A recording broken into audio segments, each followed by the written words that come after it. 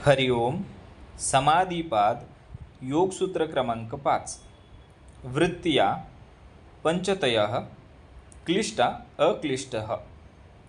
वृत्तिया म्हणजे मनाच्या लहरी किंवा चित्ताच्या क्रिया या आधीच्या सूत्रात सांगितलेल्या।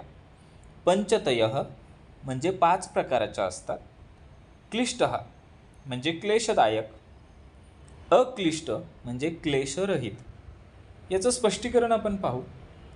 इथं आपल्याला पतंजली असं सांगतात की चित्ताच्या वृत्तींचे 5 प्रकार असतात आणि त्यांचे 2 गट असतात, एक क्लिष्ट वृत्ती आणि एक अक्लिष्ट वृत्ती।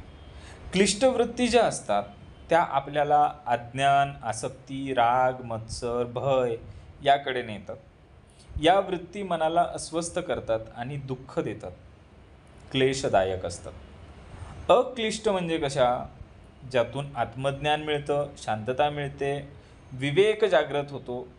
या वृत्ती मनाचे शुद्धीकरण करतात आणि आपल्याला आत्मसाक्षात्काराच्या दिशेने घेऊन जातात। उदाहरण बघा, क्लिष्ट वृत्ती कोणत्या? कोणीतरी तुमच्याबद्दल चुकीचं बोललं की मनात राग येतो, सूड भावना येते, त्यातून मानसिक ताणतणाव वाढतो आणि दुःखच येतं। मग अक्लिष्ट वृत्ती कोणत्या? कोणीतरी चुकीचं बोललं, आपण शांतपणे विचार केला, त्याला परिस्थिती माहीत नव्हती म्हणून तसं तो बोललेला आहे, मग मनात राग राहिलाच नाही आणि आपली मनस्थिती शांत राहिली।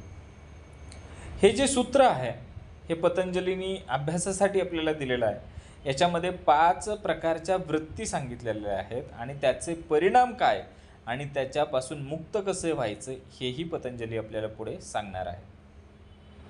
धन्यवाद।